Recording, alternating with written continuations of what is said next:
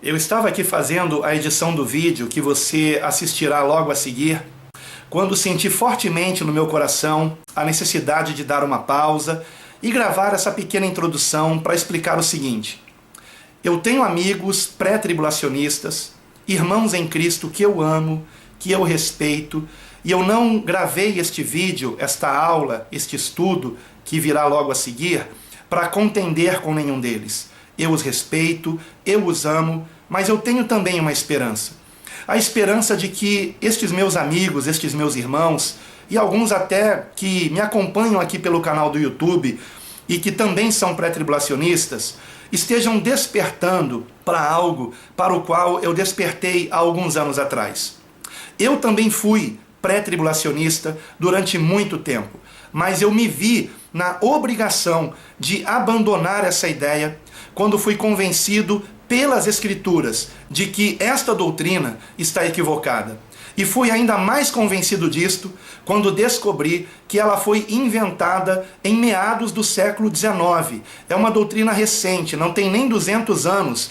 Ou seja, durante mais de 1800 anos, ninguém acreditou nisso. Ninguém acreditou que a igreja seria arrebatada antes da manifestação do anticristo, né, que é chamado pelo apóstolo Paulo do homem da iniquidade, o filho da perdição. A segunda epístola de Paulo aos Tessalonicenses, no capítulo 2, nos deixa bem claro isto. E eu explico, inclusive, no grego a respeito disso, porque eu sei que algumas pessoas hoje estão dizendo que a palavra apostasia significa arrebatamento. Isto não é verdade. E eu explico isto aqui no vídeo. Explico também que não devemos confundir a ira de Deus com a grande tribulação. A ira de Deus, de fato, virá após o arrebatamento da igreja. Porém, o arrebatamento da igreja virá após a grande tribulação. Então, que você esteja examinando com calma todos os versículos que eu apresento aqui neste vídeo, porque, queridos, eu fui convencido pela palavra de Deus a deixar a doutrina do pré-tribulacionismo. E também espero que pela palavra de Deus você esteja abandonando esta doutrina que é recente e que é muito perigosa. Eu sei que ela é predominante no Brasil, que a maioria das igrejas ensina isto, mas eu também sei que, por exemplo, também é predominante no Brasil a teologia da prosperidade. E não é porque esta teologia é predominante que de fato ela seja bíblica, que de fato Deus esteja ensinando que todo cristão tem que ser rico. Isto não é verdade. Então, amados, eu rogo a você que você assista esse vídeo dando pausa, examinando cada versículo que eu apresento dentro do contexto. A própria Bíblia falará por si mesmo com você. Abra o seu coração para a palavra de Deus. Quero também deixar aqui um texto para que você compreenda por que foi que eu desativei os comentários para este vídeo. Eles estão desativados justamente porque todas as vezes que eu falo, que eu explico, que eu menciono que não sou pré-tribulacionista, eu sou atacado de uma forma dura, de uma forma agressiva por muitos que são pré-tribulacionistas. Forma ofensiva, eu tenho que apagar muitos comentários. Isto me dá um trabalho muito grande, me deixa muito triste e não é este o objetivo aqui. Nós temos que aprender, queridos, a combater heresias e não pessoas. Muitas pessoas, elas pegam para o lado pessoal e isso é horrível, irmãos, pelo amor de Deus. Eu já gravei um vídeo aqui explicando que nós não devemos julgar pregadores, devemos julgar pregações. Então, examine nas Escrituras o que eu estou ensinando aqui, o que eu estou esclarecendo neste vídeo. E eu deixo para finalizar uma palavra que Paulo nos deixou na sua segunda epístola a Timóteo, no capítulo 2, versículos de número 24 e 25, onde está escrito o seguinte: ao servo do Senhor não convém contender, mas sim ser brando para com todos, apto para ensinar, paciente, corrigindo com mansidão os que resistem, na esperança de que Deus lhes conceda o arrependimento para conhecerem plenamente a verdade. Então, eu me vi na obrigação de desativar os comentários, e se alguém quiser entrar em contato comigo, É só entrar em contato por e-mail. Meu e-mail vai aparecer aqui embaixo agora. Você pode entrar em contato comigo por e-mail. Mas eu peço, assista estes vídeos, porque a maioria dos comentários que são colocados toda vez que eu falo de pré-tribulacionismo, eles mesmos me mostram que a pessoa não assistiu o vídeo. Não assistiu. E, sabe, queridos, a palavra de Deus declara que há falta de sabedoria em responder antes de se ouvir. Então, em nome de Jesus, que você esteja primeiro me ouvindo e analisando nas Escrituras tudo o que eu estou mostrando aqui, antes de você entrar em contato comigo para questionar qualquer coisa. Que Deus te abençoe grandemente e faça de você uma bênção em suas mãos. Nós estamos hoje aqui reunidos para um estudo bíblico importantíssimo. Na verdade, ele é bem longo, mas eu procurei resumir o máximo possível. Eu coloquei por título: Os perigos mortais do pré-tribulacionismo. Os perigos mortais. Vocês descobrirão ao longo desse breve estudo, porém profundo, porque é muito respaldado nas Escrituras, não com malabarismos teológicos, mas mostrando texto dentro de contexto. Ou seja, o que a palavra de Deus nos ensina a respeito do retorno de Cristo, do nosso encontro com Ele nos ares, que aliás só se dará depois da ressurreição dos justos, né? Então, os justos ressuscitam, imediatamente nós somos com eles arrebatados ao encontro do Senhor nos ares. Tudo isso num único dia, num único evento. Mas há uma doutrina que é recente, é importante que se diga isso, é uma doutrina recente, relativamente recente, não é? A história cristã, ela está chegando aos seus 2000 anos sobre a face da terra. E durante 1800 anos, para ser mais preciso, cerca de 1830 anos, o que foi ensinado, né, na igreja, o que os apóstolos ensinaram, o que os chamados pais da igreja ensinaram, o que os cristãos históricos ensinaram, o que os reformadores ensinaram, o que os chamados heróis da fé cristã ensinaram, foi o que eu acabei de dizer, que o arrebatamento da igreja se dará no dia que o Senhor Jesus vier com os seus santos anjos, com poder e glória, no ressoar da última trombeta, como diz a palavra de Deus. E isto acontecerá juntamente com a ressurreição dos justos. Há duas ressurreições: a ressurreição dos justos e depois a ressurreição dos ímpios, para a condenação dos ímpios.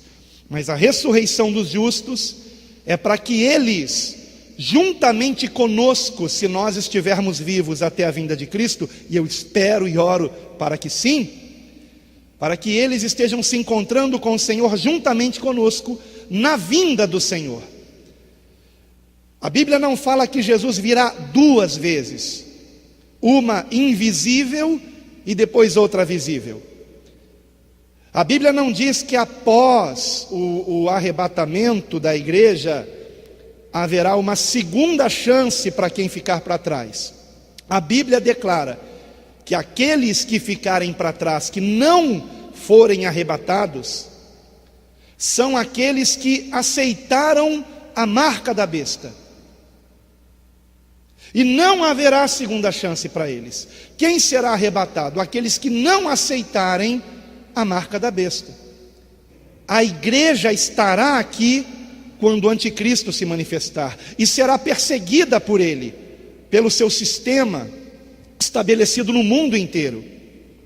Mas aqueles que perseverarem até o fim serão salvos. Aqueles que não negarem a Cristo serão salvos, para a glória de Deus.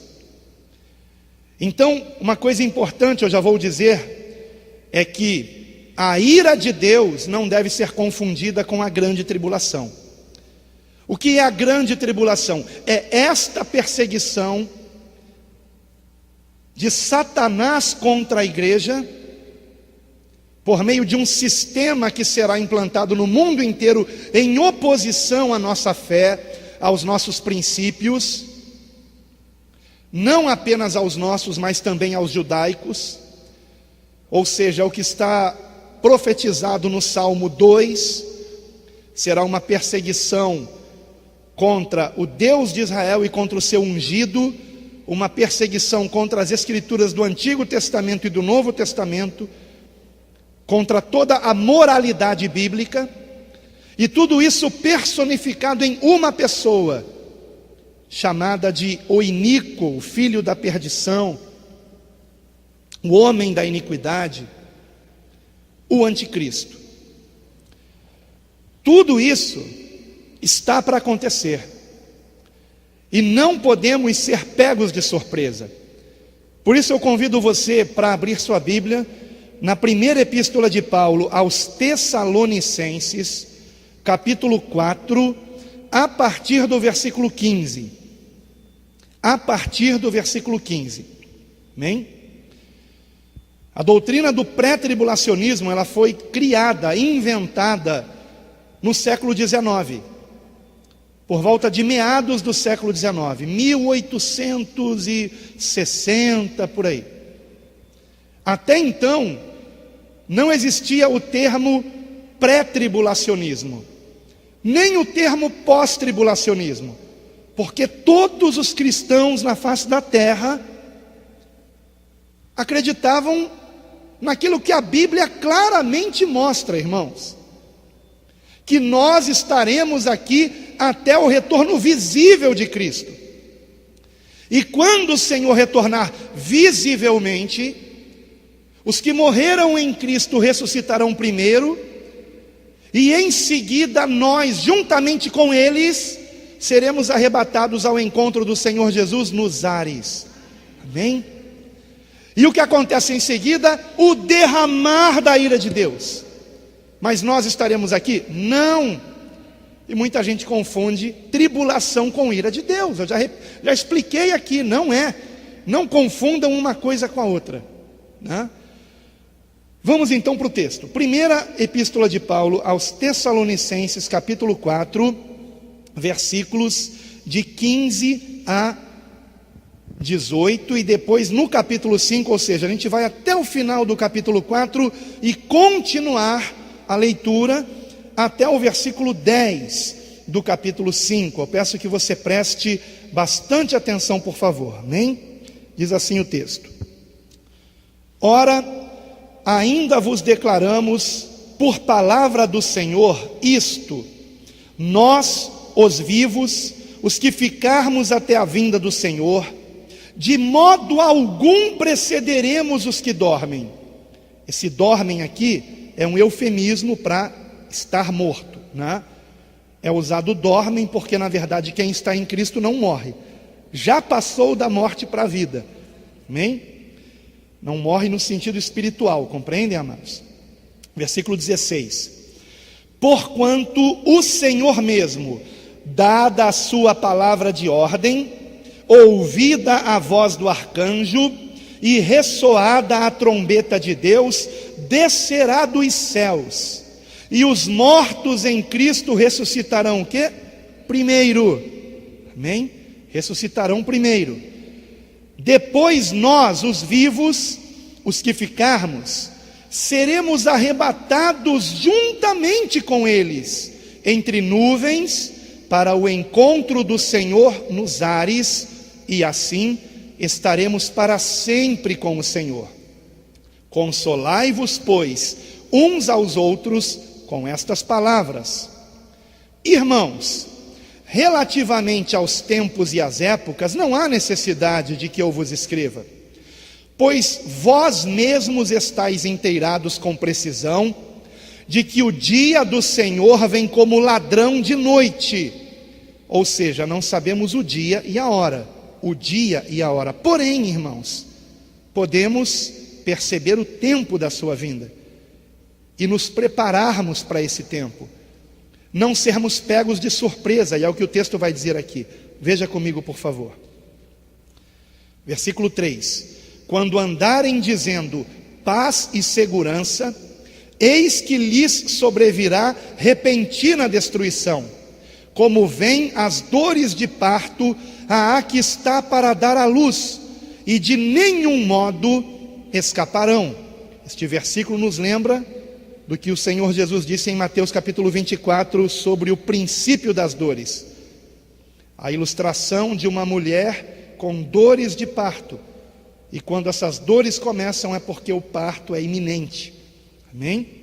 Versículo 4: mas vós, irmãos, não estáis em trevas, para que esse dia como ladrão vos apanhe de surpresa. Vejam que importante esse versículo, irmãos. Porque os chamados pré-tribulacionistas dizem assim: a qualquer momento Jesus pode nos levar, arrebatar a igreja. Não é assim. O texto dirá, e nós vamos ler mais adiante aqui na nossa aula, que o arrebatamento não nos pegará de surpresa.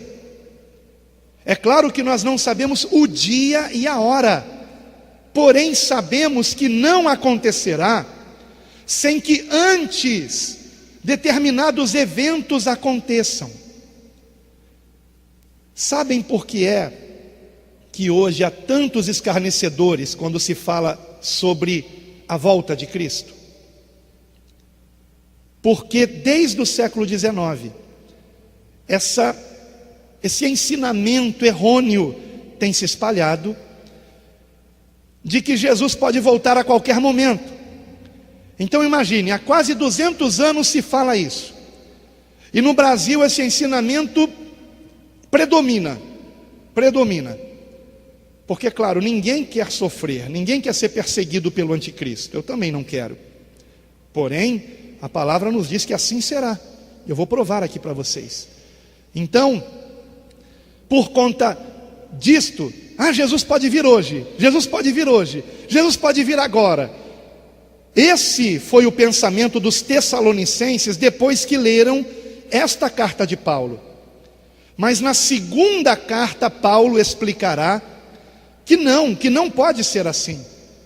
Que antes do arrebatamento, ao menos 2 grandes sinais precisam se cumprir. O primeiro deles, a apostasia da igreja, o abandono da fé por grande parte da igreja, o desprezo às escrituras. Isto já está acontecendo, irmãos, ok? Já está. Poucos são os crentes que têm hoje uma vida de oração, poucos são os crentes que se dedicam a meditar nas escrituras, que leram a Bíblia toda, ou sequer o Novo Testamento todo. Estamos vendo isso acontecendo hoje. E o segundo sinal, a revelação do iníquo, do anticristo. Esse sinal ainda não aconteceu. Nós não sabemos ainda quem é este homem. Será um homem, será uma pessoa, um ser humano. Não será um sistema tão somente, embora ele estará à frente de um sistema que já se mostra no mundo, amados. Já se mostra no mundo. E prosseguindo aqui, vamos então prosseguir aqui.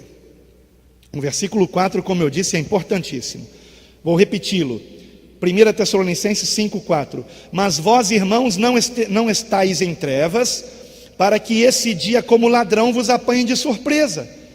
Porquanto vós todos sois filhos da luz e filhos do dia. Nós não somos da noite nem das trevas. Assim, pois, não durmamos como os demais. Pelo contrário, vigiemos e sejamos sóbrios. Ora, os que dormem, dormem de noite, e os que se embriagam, é de noite que se embriagam.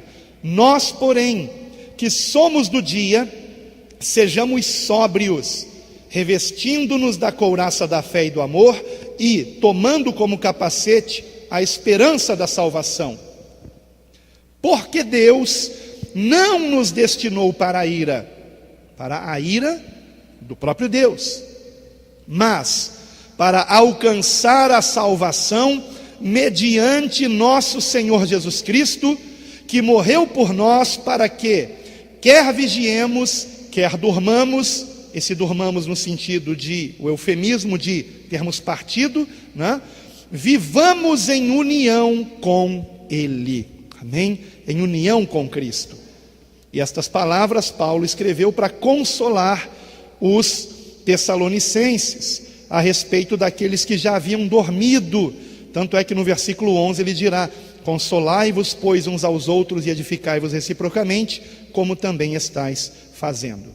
Bem, eu trago hoje aqui esse estudo bíblico por uma urgente necessidade de explicar uma divergência no meio cristão que tem trazido até mesmo discussões acaloradas, lamentavelmente, principalmente pela internet.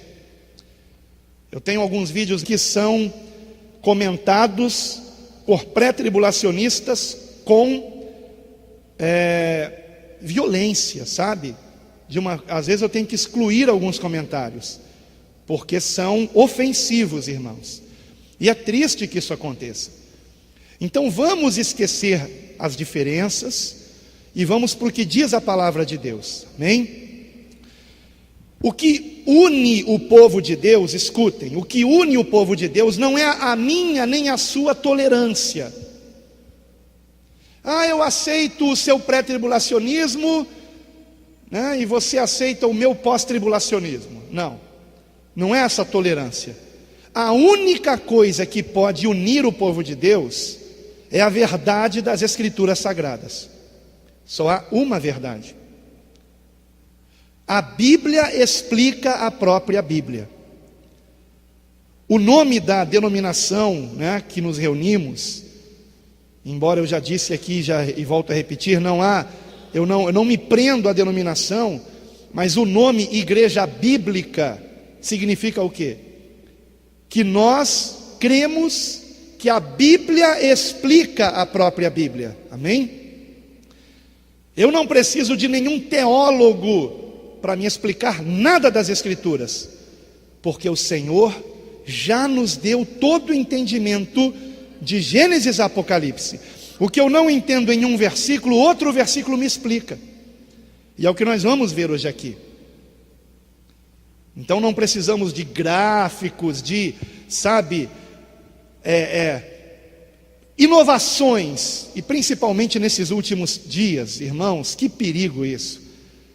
Desde o século XIX, a igreja cristã entrou numa era chamada, biblicamente falando, de a era de Laodiceia, último período da igreja sobre a face da terra. E temos que ter um cuidado enorme com todo tipo de inovação no meio cristão, descobertas. Eu descobri algo que ninguém nunca tinha reparado na Bíblia. Pois é, a gente tem que tomar muito cuidado com isso, né? O que nos une é a palavra de Deus. O que nos separa? Essas invenções teológicas aí. Essas invenções teológicas é que nos separam. Vamos para a palavra, irmãos. Eu quero dizer aqui, irmãos, antes de tudo, que eu acreditei no pré-tribulacionismo durante quase toda a minha vida como cristão. Por quê? Porque eu fui ensinado assim. Como eu já disse aqui, a maioria da igreja brasileira é ensinada desta maneira. Porém, é um ensinamento que não se sustenta à luz dos textos que eu vou mostrar para vocês aqui, que são textos muito claros, irmãos. Muito claros, irmãos. Então, o que nós vamos fazer aqui é um processo de libertação pelo qual eu passei, examinando a palavra de Deus. Como foi que eu me dei conta de que eu estava enganado? Lendo a Bíblia. Lendo a Bíblia. E quando eu descobri que o pré-tribulacionismo foi criado, inventado, descoberto, né, por um teólogo no século XIX, eu falei, pronto, está aí. Eu estava acreditando em algo que de fato não condiz com as Escrituras, porque os apóstolos não ensinaram isso, os pais da igreja também não, os cristãos históricos também não, os heróis da fé cristã também não. Nenhum deles creu nisso. Nenhum deles, irmãos. Isso começou a ser ensinado no século XIX, repito. E não por acaso, juntamente com outra teologia também inventada no século XIX, que também se tornou muito popular no Brasil, a teologia da prosperidade.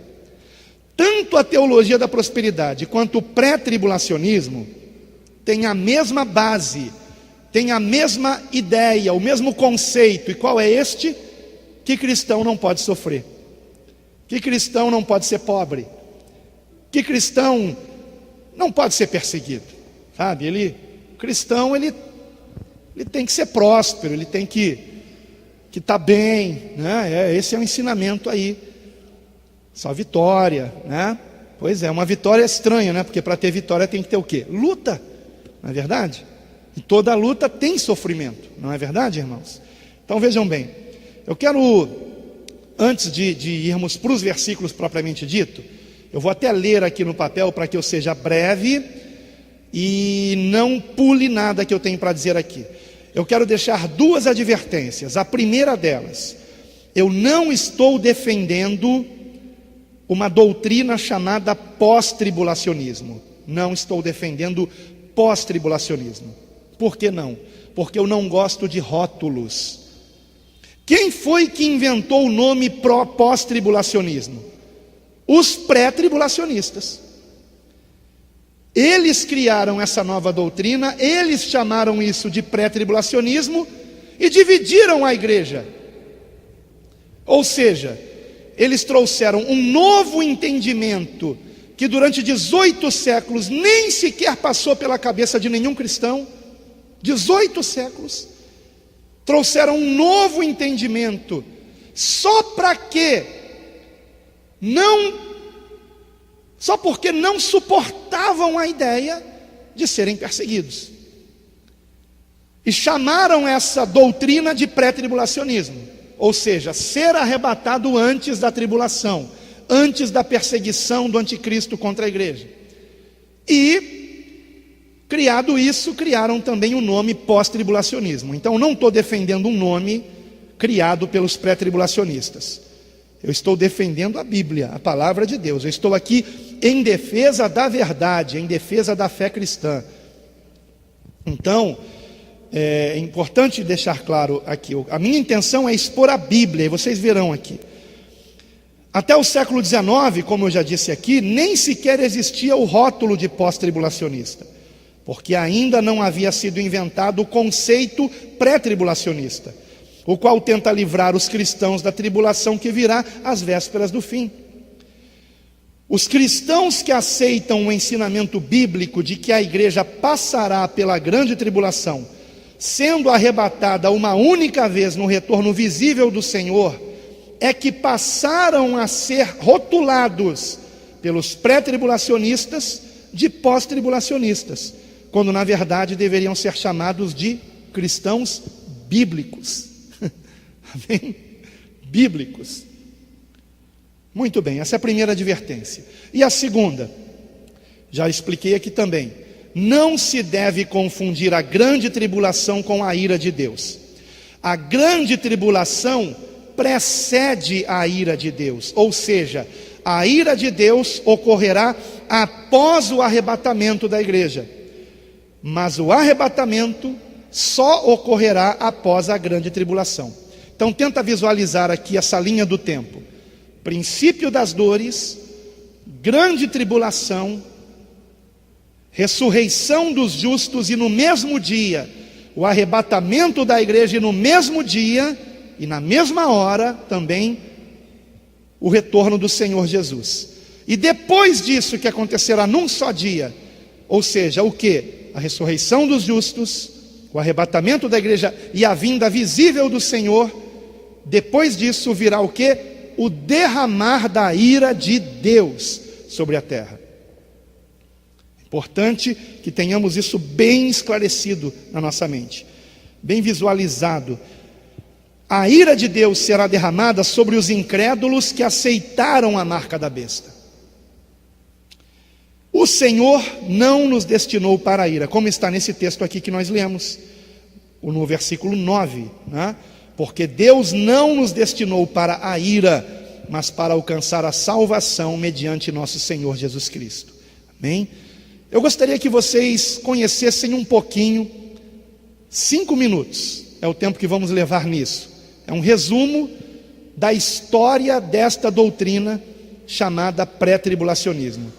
Como eu disse para vocês, durante 18 séculos, 1800 anos, para ser mais preciso, 1830 anos mais ou menos, nenhum cristão sobre a face da terra teve uma criatividade tão absurda a esse ponto, de dizer que os cristãos desapareceriam de uma hora para outra, e estariam com Cristo sem que ninguém visse Cristo, e sem que tivesse se dado a ressurreição dos mortos que morreram em Cristo. Mas no século XIX teve um camarada que teve essa infeliz ideia, né? Que eu poderia até dizer maligna ideia, e que dividiu a igreja nessa questão. E eu vou mostrar por que o pré-tribulacionismo é mortal, irmãos, é perigosíssimo. Eu vou explicar porque. Eu já disse aqui que é por causa dos pré-tribulacionistas que se faz chacota da vinda de Cristo. Ah, Jesus está voltando. Há 100 anos que dizem isso. Minha tataravó dizia isso. Por que ela dizia? Porque ela era pré-tribulacionista. Porque o apóstolo Paulo explica na segunda epístola aos Tessalonicenses, capítulo 2, que isto não acontecerá, o arrebatamento, sem que primeiro aconteçam determinados sinais. Então vamos para o vídeo. Pode colocar o vídeo 1, por favor. Em 1767, o rei Carlos III da Espanha expulsou os jesuítas do Chile, temendo que os jesuítas lhe roubassem o reino. E dentre os jesuítas expulsos estava um padre de origem judaica, o padre Manuel Lacunza, o qual foi para a Itália em 1768 e publicou na Espanha, em 1811, o livro A Vinda do Messias em Glória e Majestade. Anos mais tarde, em 1827, o ministro presbiteriano, o escocês Edward Irving, traduziu e publicou as ideias de Lacunza na língua inglesa. Após essa publicação, em 1830, Irving foi expulso do presbitério em Londres, tendo sido acusado de heresia e criando assim uma nova igreja, a Igreja Católica Apostólica Carismática. Irving tinha como membro de sua igreja Margaret MacDonald, uma jovem neófita de apenas 15 anos de idade, a qual, depois de tanto ouvir os discursos de Lacunza e de Irving, teve diversos sonhos, nos quais se diziam que Jesus voltaria em 2 vezes, depois haveria um milênio e não haveria tribulação para o povo de Deus, como os cristãos atuais diziam. Irving havia se especializado em escatologia, a doutrina dos acontecimentos do fim do mundo, e se julgava conhecedor dos assuntos apocalípticos. Irving então juntou tudo isso e divulgou esses ensinos no jornal O Relógio Matutino. Nessa mesma época apareceu William Miller, fundador das doutrinas adventistas, o qual previu que o retorno de Jesus se daria entre 1843 a 1844. Quando percebeu que Cristo não veio, Miller tratou rapidamente de mudar as suas ideias e as suas datas, e inúmeros seguidores o abandonaram. Porém, um grupo permaneceu e fundaram assim a Igreja Adventista do Sétimo Dia.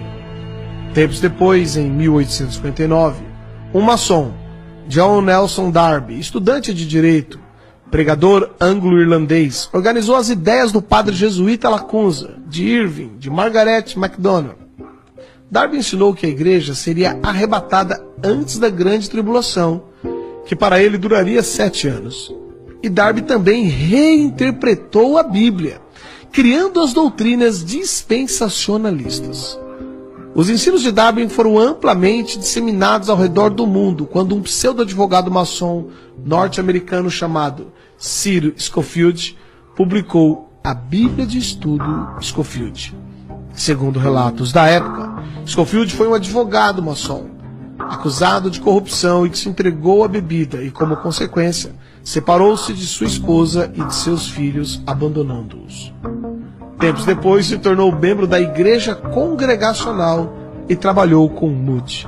Scofield divulgou amplamente o sistema teológico desde Lacunza até Darby, o qual afirmava que o retorno de Jesus Cristo ocorreria antes da grande tribulação, e, portanto, os cristãos não deveriam preocupar-se tanto assim. Após ter sido ordenado, Scofield casou-se novamente e passou a fazer conferências bíblicas e distribuindo na América cursos bíblicos por correspondência. Scofield imitou Charles Taze Russell, o fundador da seita Testemunhas de Jeová, o qual afirmava que Jesus voltaria de modo invisível em 1874, seguido por um outro retorno em 1914. Em 1909, Scofield publicou a primeira edição da Bíblia que leva o seu nome. Ele foi patrocinado por banqueiros que tiveram interesse de que essa nova doutrina fosse divulgada. Entre eles estava Henry Drummond, um rico banqueiro inglês e envolvido com ocultismo e práticas de hipnose. Foram distribuídas nos Estados Unidos gratuitamente milhares de cópias dessa nova Bíblia de estudo, a Bíblia de Estudo Scofield. A partir dessa nova crença, mudou-se a mentalidade dos cristãos americanos e, em seguida, de todo o mundo. A maior parte dos cristãos passaram a crer que não mais passarão pela grande tribulação, e se não forem arrebatados na primeira vinda de Cristo, poderão ser na segunda vinda. Juntando-se a isso, surgiu o escritor de ficção Tim LaHaye, que popularizou através de livros e diversos filmes as ideias da Bíblia de Estudo Scofield. E Tim LaHaye lançou também a sua própria Bíblia, a Bíblia de Estudos Tim LaHaye. Os filmes de Tim LaHaye são ficção, como ele mesmo diz, e mostram as ideias de Lacunza, de Irving, de Miller, de Darby, de Scofield, os quais afirmam que a vinda de Jesus, isto é, o arrebatamento, não será visível, mas será um rapto, uma espécie de sequestro, e que os cristãos que não forem arrebatados poderão ir na segunda vinda ou nos 1000 anos que seguirão.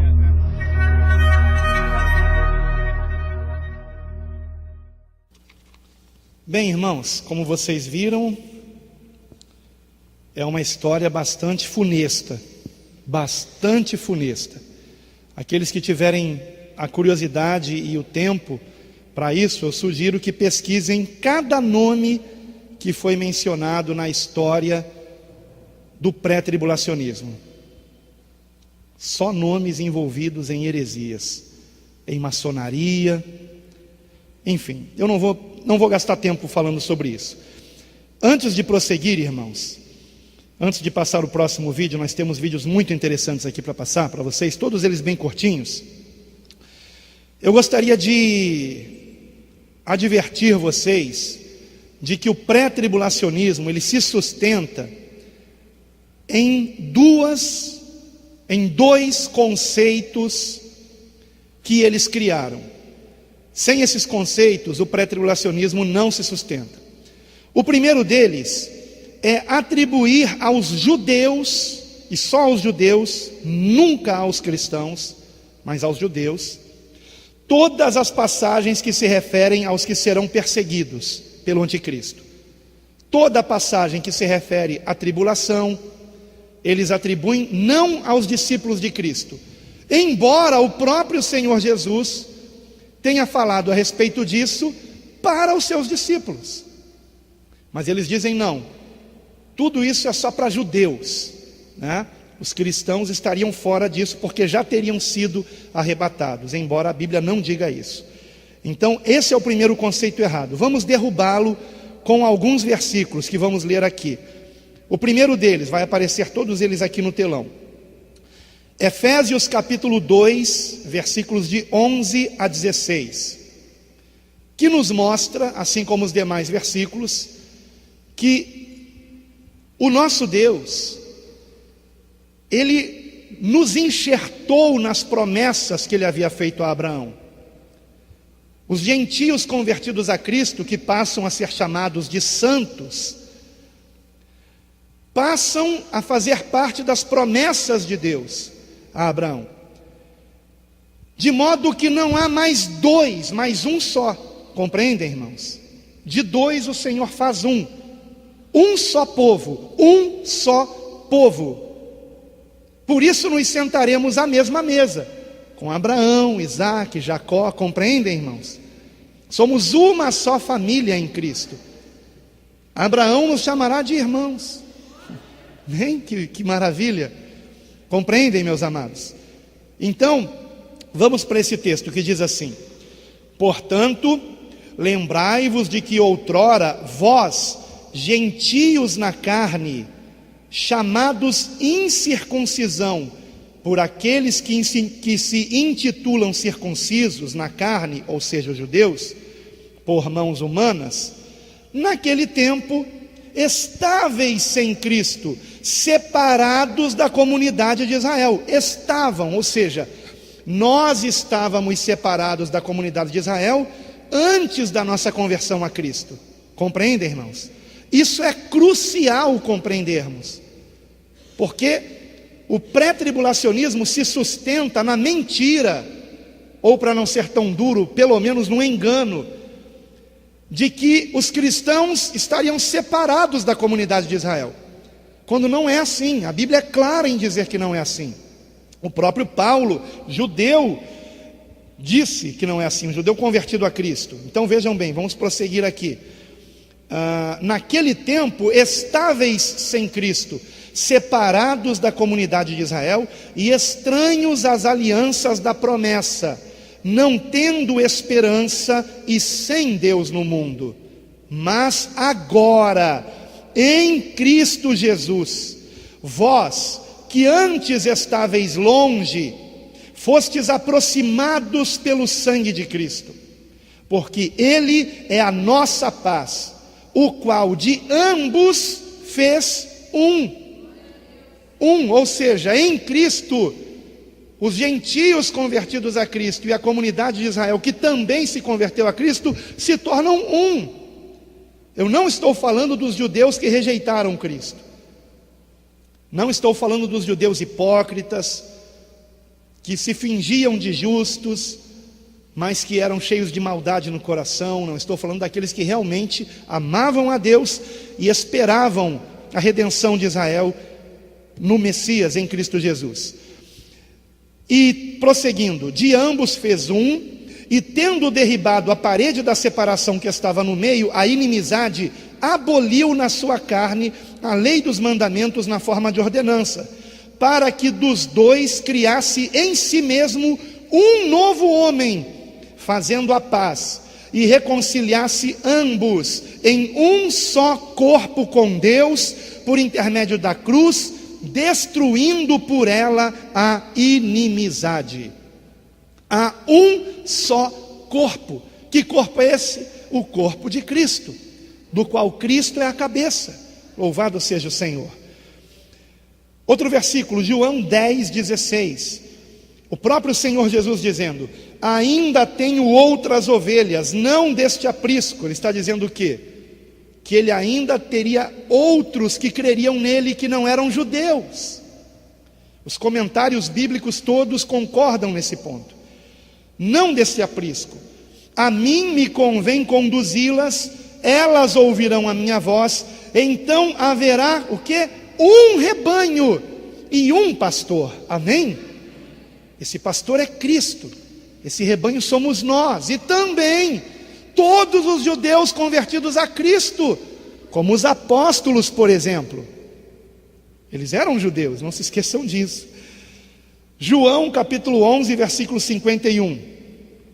Ora, ele não disse isto de si mesmo, quem? O sumo sacerdote Caifás. Mas, sendo sumo sacerdote naquele ano, profetizou que Jesus estava para morrer pela nação, e não somente pela nação, ou seja, pelos judeus, mas também para reunir em um só corpo os filhos de Deus que andam dispersos. Meu Deus, é muito consolidado isso, irmãos, na palavra de Deus.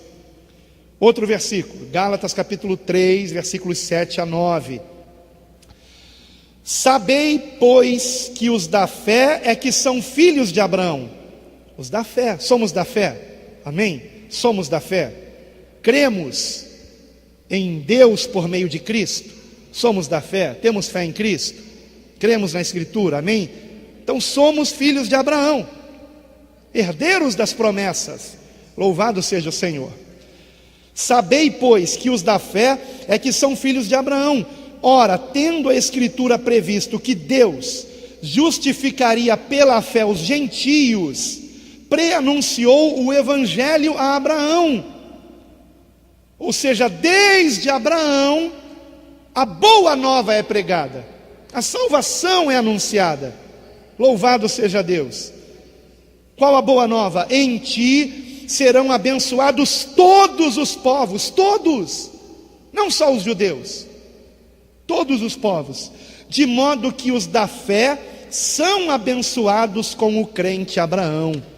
Aleluia. Outro texto, aí já é o próprio Senhor Jesus dizendo, vejam só que palavra dura do Senhor, e clara também, especialmente para quem pensa que só porque uma pessoa é israelita, judaica, ela é descendente de Abraão, né? Enfim, vamos para o que o próprio Senhor Jesus disse. Quem é filho de Abraão? Quem tem fé nele, amém? Quem não distorce a Escritura.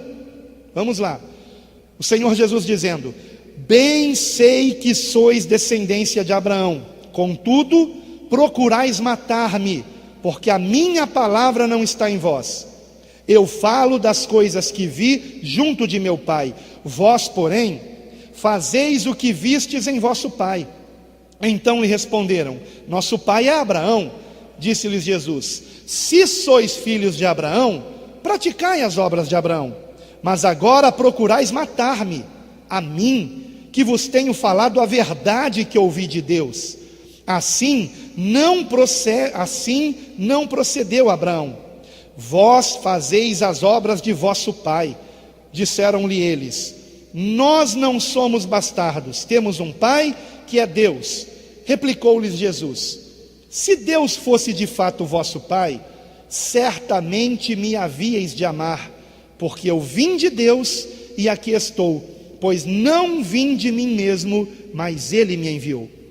Eu parei aqui o texto só para não ficar muito grande, só que alguns versículos mais adiante o Senhor dirá claramente, vosso pai é o diabo. Duro, né, irmãos? Então, queridos, eu coloquei mais um versículo aqui, que é um versículo profético sobre essa unidade, versículo que foi muito bem explicado, e eu até quero indicar aqui essa pregação do pastor Elvis Guimarães, uma pregação que ele trouxe na igreja onde ele pastoreia, no domingo passado agora. Eu não me lembro bem o título, não sei se o meu filho se lembra exatamente, mas eu vou colocar na descrição do vídeo aqui. Procurem, né? Vou colocar também um link. E o versículo é Ezequiel, capítulo 37, versículo 19.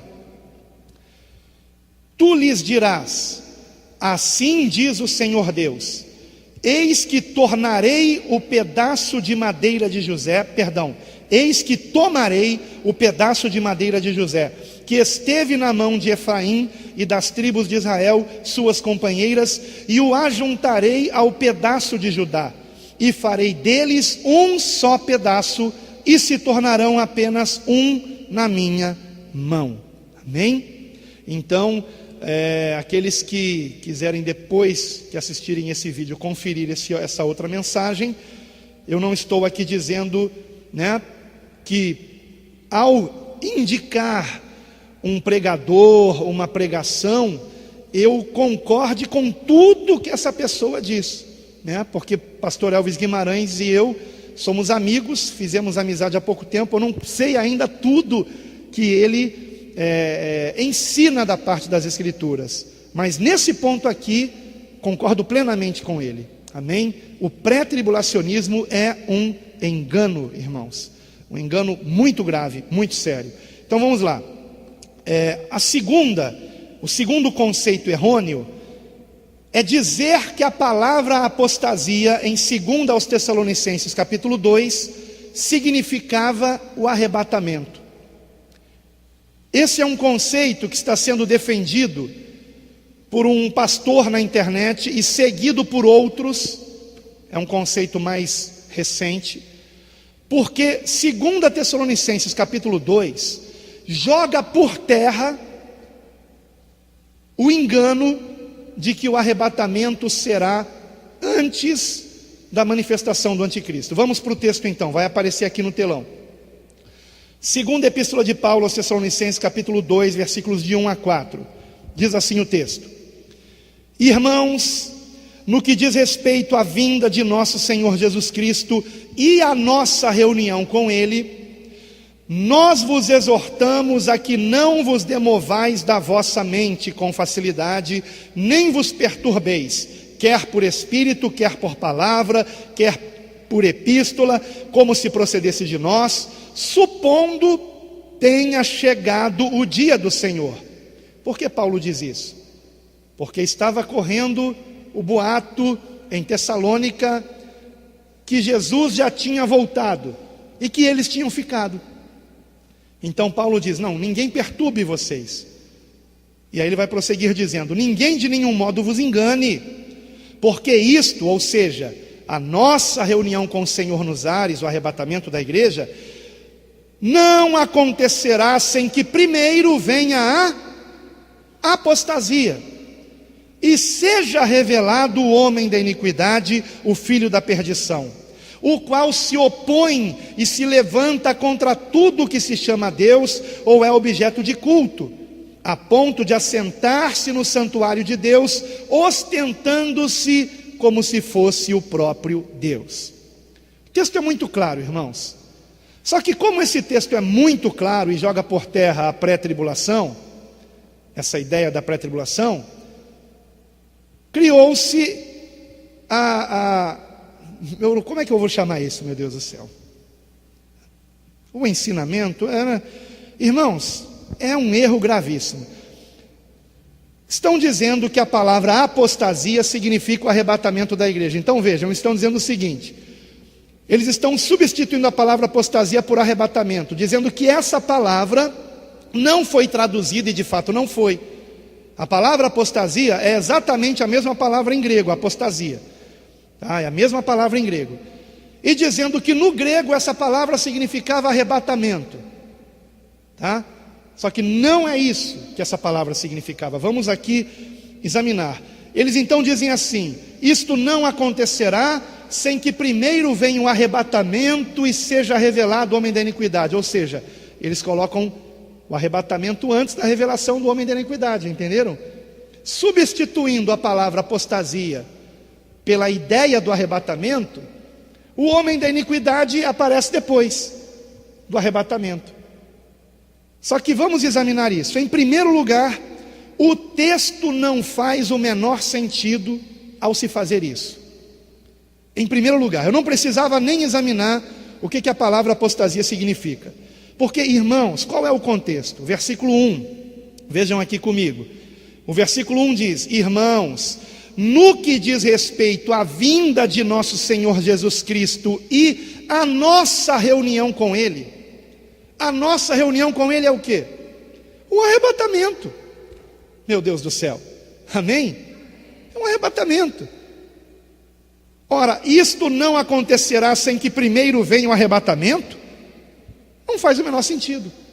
Então é óbvio que a palavra apostasia aqui não pode significar o arrebatamento, porque Paulo está dizendo que antes da nossa reunião com o Senhor virá a apostasia,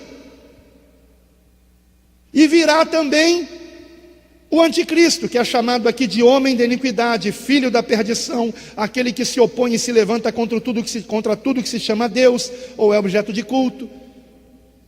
Compreendem, irmãos?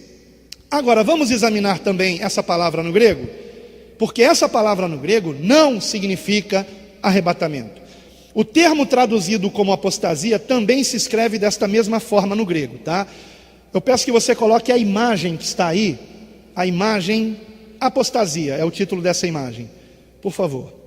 E vai aparecer aqui a Bíblia Strong, ou seja, a Bíblia online, mais com a análise de Strong, do grego koiné, o grego do Novo Testamento, e o que significava aquela palavra há 2000 anos atrás, quando foi escrito o Novo Testamento. Amém, queridos? Então vejam que ferramenta importante, não é? Esta palavra só aparece 2 vezes no Novo Testamento. A palavra apostasia só aparece 2 vezes no Novo Testamento. Vou explicar quais vezes são. A primeira delas a que nós acabamos de ver, tá? Acabamos de ver a primeira delas no versículo 3 de 2 aos Tessalonicenses, capítulo 2. E a segunda aparece em Atos, capítulo 21, versículo 21. Só que é aquele versículo ali, ó. E foram informados a teu respeito, tá? Vamos ler o contexto? Pode passar e colocar de novo os versículos. Atos 21, versículos 18 a 21. A segunda passagem na Bíblia que aparece a palavra apostasia. Depois a gente vai voltar para a imagem, tá? Diz assim o texto: no dia seguinte, Paulo foi conosco encontrar-se com Tiago, e todos os presbíteros se reuniram, e tendo-os saudado, contou minuciosamente o que Deus fizera entre os gentios por seu ministério. Ou seja, Paulo está dando parecer do seu ministério aos apóstolos em Jerusalém. Amém? Prosseguindo: ouvindo, deram eles glória a Deus e lhe disseram: bem vês, irmão, quantas dezenas de milhares há entre os judeus que creram, e todos são zelosos da lei. E foram informados a teu respeito, que ensinas todos os judeus entre os gentios a apostatarem de Moisés. Quer dizer que Paulo ensinava os gentios a serem arrebatados de Moisés? Essa palavra apostatar não significa ser arrebatado, irmãos. Significa uma deserção, e é o que o Strong explica. Apostataram de Moisés, dizendo-lhes que não devem circuncidar os filhos, nem andar segundo os costumes da lei. Então vamos lá. A outra ocasião que aparece a palavra apostasia significa uma deserção de uma crença religiosa, no caso Moisés, o que Moisés ensinou, ok? Então a apostasia não significa e não era entendido pelos primeiros cristãos como arrebatamento. E se fosse, Paulo não teria usado essa palavra no texto, porque ele está explicando exatamente quais os sinais que aconteceriam antes do arrebatamento. Como que o próprio arrebatamento pode ser um sinal do que vai acontecer antes do arrebatamento, irmãos? Não tem o menor sentido. Por isso que eu fico indignado com essa mentira que está sendo dita por esse pastor, que aliás me parece até que mora nos Estados Unidos. Quanta coisa errada vem dos Estados Unidos, pelo amor de Deus. Então vamos prosseguindo aqui. Mas também tem bênção, né, vindo de lá. Paul Washer, né? E outros. Mas vamos lá. Volta para a imagem, por favor, da palavra apostasia. Aqui. Olha aqui embaixo o que significa. Vejam aqui comigo aqui embaixo o que significa. Significa separação, deserção. E a própria palavra apostasia, porque se você pegar o dicionário, né, tem a palavra em português apostasia, uma palavra também que em português se escreve exatamente assim. E significa exatamente o que, se você pesquisar no dicionário? Significa desertar de uma crença. Você não ser mais adepto de uma crença. Então, por exemplo, quando eu deixei de ser católico, eu apostatei do catolicismo. Estão entendendo, irmãos? Ok? Agora, como que esse pastor americano, que é um brasileiro, na verdade, que mora lá, tem defendido isso? Como que ele pode fazer isso? É porque ele usa... Olha só como foi ardiloso o camarada. Com todo respeito, pelo amor de Deus. Ele está no engano e eu espero que se conserte, embora acho difícil. Que o ser humano, queridos, com raras exceções, é muito orgulhoso.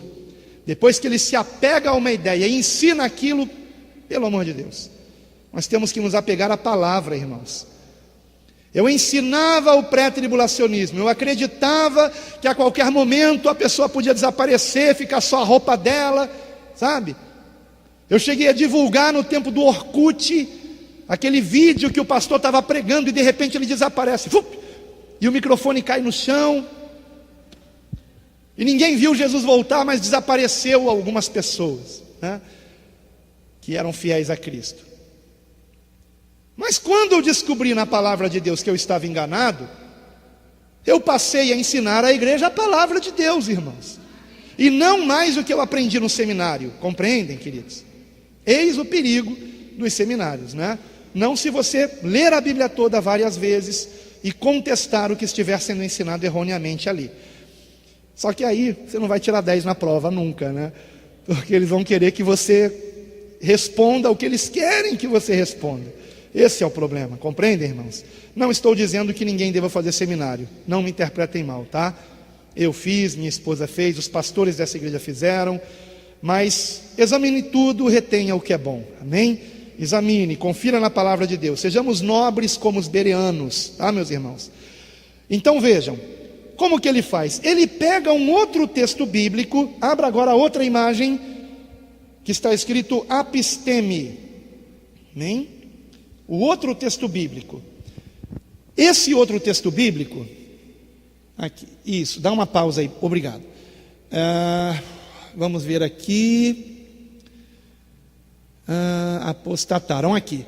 1 Timóteo capítulo 4, versículo 1. Está vendo ali, ó, na relação? O que é esse número aí? 868. É o número dessa palavra no dicionário Strong. Então a gente clica nessa palavra no grego e aparece todos os versículos em que essa palavra apisteme aparece no texto original. E esta palavra só aparece traduzida como apostataram, ou apostatarão, em 1 Timóteo 4:1. Ou seja, é uma tradução errada, irmãos. Porque no texto grego, essa palavra apisteme não significa apostatar. Essa palavra significa o quê? Afastar-se. Afastar-se. Então, como é que faz esse pastor lá que mora nos Estados Unidos? Ele pega esse versículo, tá? Esse versículo, e diz, olha aqui, ó, tá aqui, ó, a palavra apostatarão. O que ela significa no grego? Afastar-se. Então, lá em 2 Tessalonicenses 2, apostasia é o afastamento da igreja da terra. Não é. Porque lá em 2 Tessalonicenses 2 não é a mesma palavra grega. A palavra apisteme nem sequer tem a mesma raiz da palavra apostasia. Compreendem, irmãos? É outra coisa.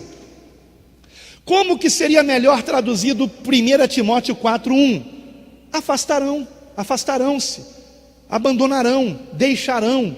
Então vejam, ora, o Espírito afirma expressamente que nos últimos tempos, estamos nos últimos tempos? Claro que sim.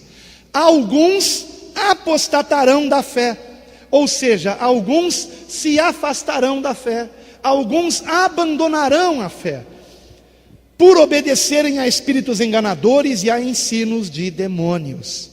Compreendem, irmãos? Agora, essa palavra apisteme aparece em 14 versículos da Bíblia, e apenas em um deles é traduzido como apostatarão. 1 Timóteo 4:1. Por quê? Porque as versões em português, os tradutores, corretamente, não vou dizer que eles estão errados, perceberam que o sentido da palavra afastar-se da fé tem o sentido sim de apostasia, no sentido de que é uma deserção. Amém, irmãos? Então o que Paulo está dizendo? Pode voltar para 2 Tessalonicenses 2, versículo 1. O que Paulo está dizendo? É só voltar 2 quadros. Em 2 Tessalonicenses 2:1, está dizendo que a nossa reunião com o Senhor Jesus não acontecerá de modo nenhum sem que primeiro venha a apostasia, esse abandono da fé, por parte de certos que se dizem cristãos. Abandono da fé. E é o que nós temos visto hoje, irmãos. Minha esposa e eu hoje no café da manhã assistíamos uma pregação que um irmão que mora em São Paulo, que eu conheci agora no encontro do Grupo Chance Final, pediu que eu analisasse. Como eu não tenho muito tempo, enquanto eu preparava o café e tomava o café, eu fiquei assistindo pelo tablet, no YouTube. E esse pastor, ele praticamente estava desmerecendo a Bíblia Sagrada. Desmerecendo a Bíblia Sagrada. A ponto de zombar, ridicularizar um versículo bíblico no livro de Salmos e enaltecer poemas de pessoas que não são convertidas a Cristo, dizendo: está vendo aqui, esse poema é mais bíblico do que esse versículo de Salmo. Pelo amor de Deus, como que algo pode ser mais bíblico do que o que está na Bíblia, irmãos? Vejam que eu não estou citando nomes, tá, meus irmãos? Quantos pastores tem nos Estados Unidos? Milhares, né? Então não estou citando nome, não estou dizendo, mas poucos são os que ensinam essas heresias aí, propagando na internet. Tá? Então, se alguém colocar a carapuça em alguém, a culpa não é minha. Estou trazendo essa palavra aqui para alertar quem está sendo enganado, tá, irmãos? Então, vamos agora prosseguir. Depois de toda essa introdução, é que nós vamos para os 4 perigos do pré-tribulacionismo. Amém? Tudo que eu falei até agora foi apenas uma introdução. E eu vou dividir, quando for para a internet, esse vídeo em 2 partes. Aqui termina a primeira parte. Assistam a segunda. Amém?